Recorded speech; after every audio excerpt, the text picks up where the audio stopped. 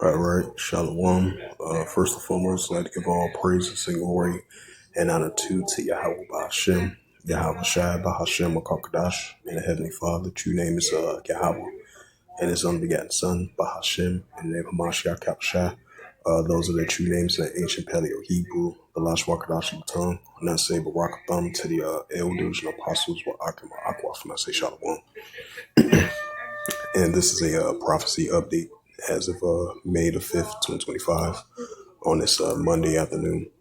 And this is a news article from the Jerusalem Post as of May the 5th, 2025, and it reads, Israel-U.S. joint counter-striking Houthis in Yemen following a Ben Gurion airport hit. It says foreign reports are describing close to a dozen attack sites.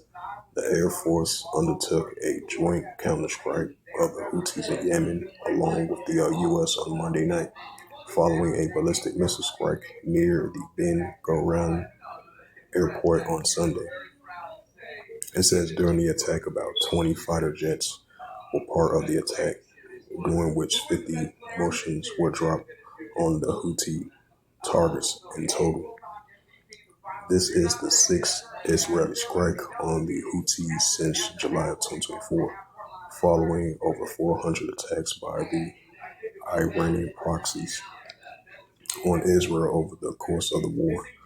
Just before 9 p.m., the IDF formally acknowledged attacking the Houthis around the Hodeidah seaport on the Red Sea coast, approximately 2,000 kilometers away. It says the targets include the port, which the IDF noted serves as a major source of income for the Houthi regime. The Hodeidah seaport is used to transfer Iranian weapons equipment for military needs and other territory needs. It says in addition, the military says the Barijal concentrate factory east of the city of Hodeidah was attacked, which served as an important economic resource for the Houthi group's regime is used to build tunnels and military infrastructure. It says next to the IDF stated that the Houthis regime has been operating for the past year and a half under the Iranian direction and funding in order to harm Israel and its allies, underlying the regime order and just disrupt global freedom and navigation. The IDF is determined to continue to act the strike forcibly to anyone who poses a threat to the residents and citizens of the State of Israel, in whomever distance is required. Earlier in the evening, the U.S. coordinated with Israel in its own strike against the Houthis of the SANAA.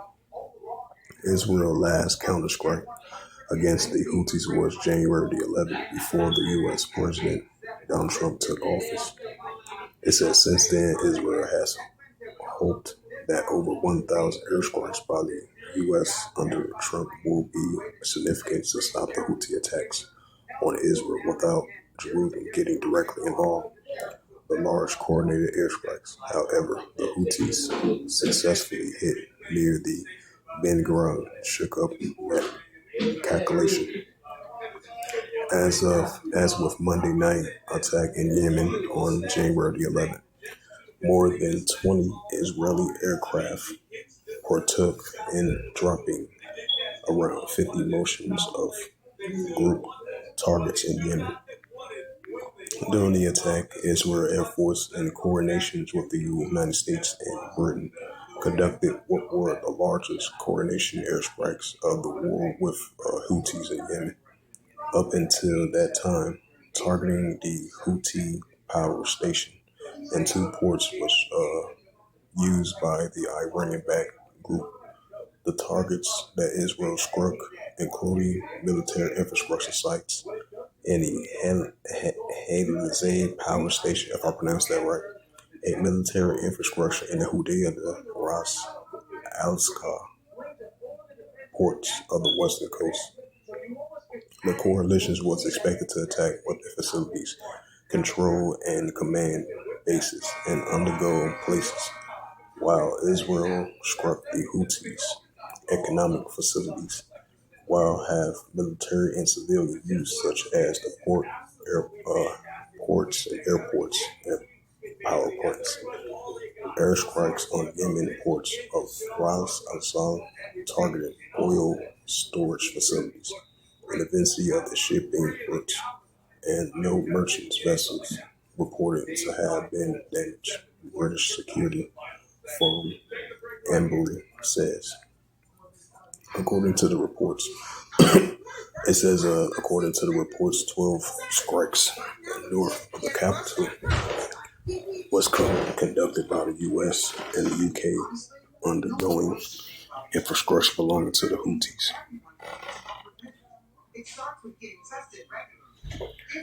And it says a strike also reportedly hit the SANA's main square during the weekly protests at the time of the support for the Palestinians and the Gaza Strip.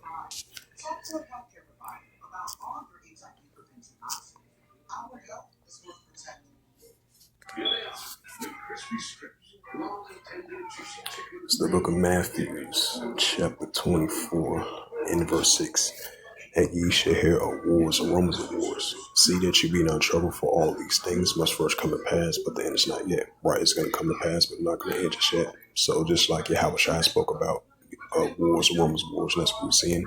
Just like I read that news article, as tensions are heating up between Great Britain and the United States and the Israel Defense Force, coalition forces, continue to team up together using airstrikes against the Houthi rebels, who's a pro-Iranian group, which is stationed over there in Yemen. So as you had the Houthi rebels targeting an airport near Tel Aviv, which I think they continue to use airstrikes for the past couple of days or so. So ever since then, tensions been heating up between the Houthi rebels, which is a pro-Iranian group which is stationed in Yemen, going against the coalition forces of Great Britain and the United States and the Israel Defense Force. So tensions are heating up on both sides.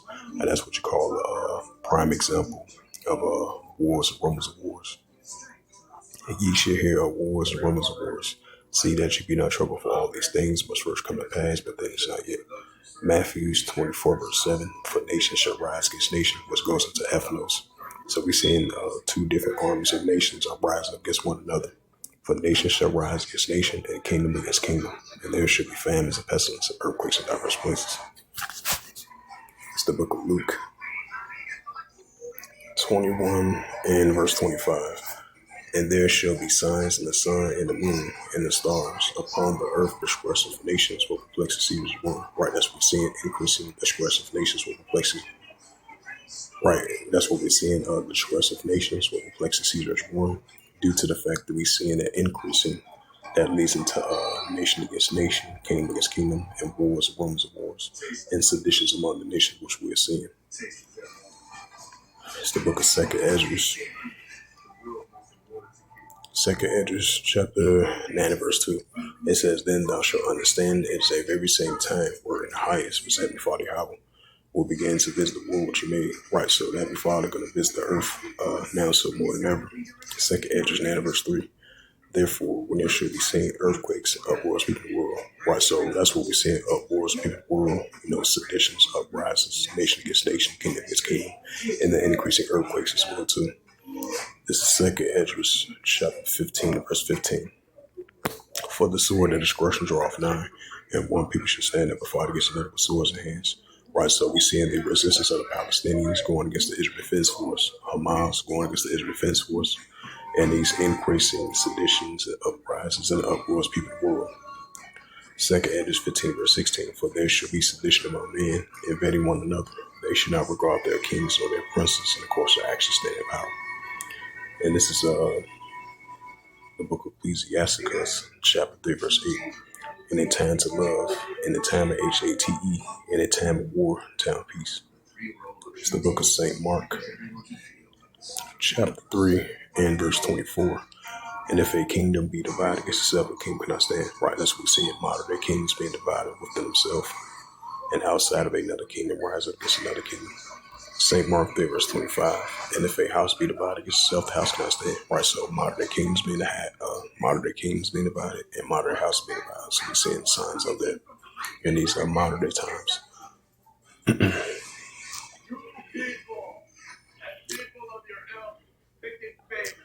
Get to that Joel, the third chapter. And this is the prophet Joel, chapter 3, verse 9. It says, proclaim ye this among the Gentiles, prepare war. Wake up the mighty man, let all the men of war draw near, let them come up. Right, so we see tensions are heating up throughout Western Asia of these nations, building up a nuclear escalation of tensions, and nation against nation, and kingdom against kingdom, and the building up of these wars, rumors of wars. This is, go to the next verse. This is Joel 3, verse 10. It says, beat your plowshares and swords and plenty hooks into spears, let the weak sound strong. Right, let the weak sound strong. That's what we're seeing. Of the pro-Iranian groups rise up against the adversaries, especially the coalition forces of Great Britain and the United States and the IDF.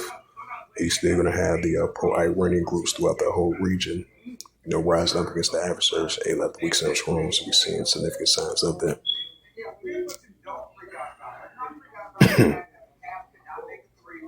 Yep, so as it says again, U.S. Israel joint counter-striking Houthis in Yemen following a Ben Gurion airport hit. Right, so we're still going to see those tensions continue to escalate between these nations, and that's what we're seeing. It says the U.S. appeal court rejects Trump bid to revoke 400,000 migrant legal status.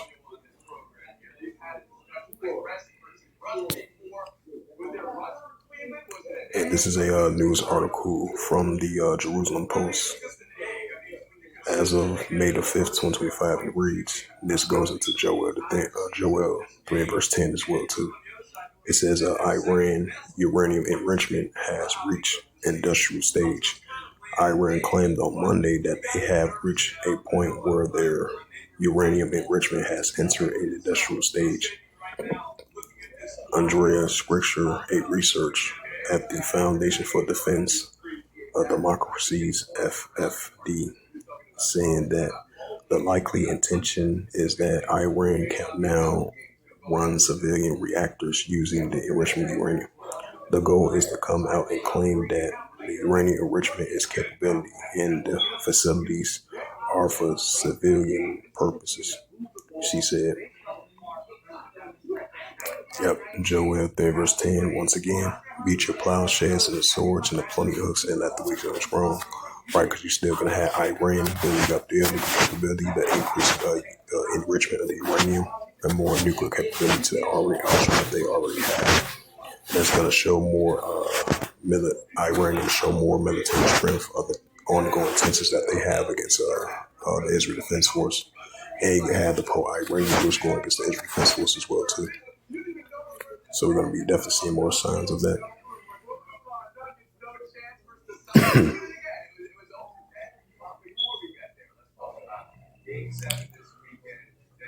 And it says this is published by Karen Shetton from the Media Line as of May the 5th, 2025, and last updated May the 5th, 2025. It says Tel Aviv airport strike shows Houthis gaining strategic edge in a proxy war.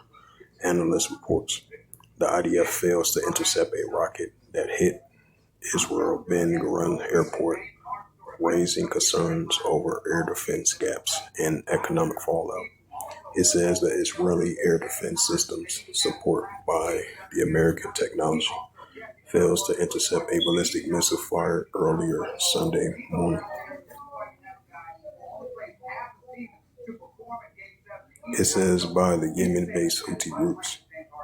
The rocket struck near a access road to Israel main international airport near Tel Aviv, temporarily halting takeoffs and landing. Israel Emergency Service reported several people were likely injured, likely rushed to nearby shelters. Once again, it's the book of Matthew, 24 and verse 7. For nation shall rise against nation, and kingdom against kingdom, and there shall be famines and pestilence, earthquakes in diverse places. Matthews 24 verse 6 once again, and ye shall hear of wars and rumors of wars, right as we hear wars and rumors of wars. See that ye be not troubled, for all these things must first come to pass, but then it's not yet.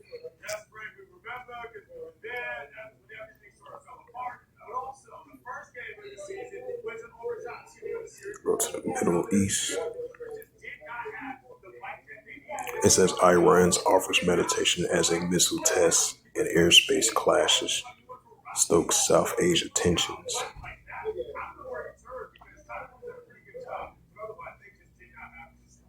It says Pakistan bars India ships and test fire missiles as tension soars. And this is a news article as of May the 5th, 2025. It reads, Pakistan bars India ships test fire missiles as tension soars. It says Islamabad and New Delhi impose motion sanctions, close borders, in place forces on alert after a deadly April 22nd attack in Kashmir. And a tiff attack responds for rising tensions in Pakistan on Saturday, banning the India flag vessels from its ports following a deadly attack in India, administrated Kashmir, if I pronounce that right. It says, according to the directive issued later in the day by the Minister, Maritime Affairs, Ports and Shipment Wings, in order a safeguards of Pakistan's maritime sovereignty, economic interests, and national security. It says India flag vessels will not be parked permanent to visit any Pakistan ports, and Pakistani flag vessels shall not visit any Indian port. It says India's sweeping actions on Saturday, including halting trades, mail service, and port access, banning imports, and restricting port visits, prompting Pakistan's reciprocal move. Tensions between the two nuclear-armed neighbors escalated sharply following a April 22nd attack in the Pahalgam, which killed 26 people, most of them tourists. Reciprocal measures taken by both sides following the Pahalgam attack. The Pahalgam, if I pronounce that right, attack India prompted blame Pakistan and undertook a series of unilateral steps, including suspending the Indus Water Treaty, closing the Atari border, and canceling visas for Pakistani nationals and downgrading diplomatic ties. Matthews 24 verse 6, and ye shall hear of wars and rumors of wars. See that you be not troubled, for all these things must first come to pass, but the end is not yet. Matthews 24 verse 7, for nation shall rise against nation, and kingdom against kingdom, and there shall be famines and pestilence and earthquakes in diverse places. Once again, Luke 20 verse 25, then I'm going to close it out. And there shall be signs in the sun, in the moon, and the stars upon the earth. Disgressive nations will perplex the Caesar's roaring. So with that, hopefully this sit-down lesson was edifying of the prophecy updates as of May the 5th, 2025 on this Monday afternoon. So with that, I'd like to give all praises and glory and honor to Yahweh Ba'Shem, Yahweh Shai, Ba'Hashem, Kakadash, and the Heavenly Father. True name is Yahweh. And it's on begotten Son, Ba'Hashem, in the name of Mashiach Yahushai. Those are their true names in the ancient Paleo Hebrew, the last one Kadash the tongue. And I say Barak to the elders and apostles with Akim and Akwaf. That's the next time I would say Shalom.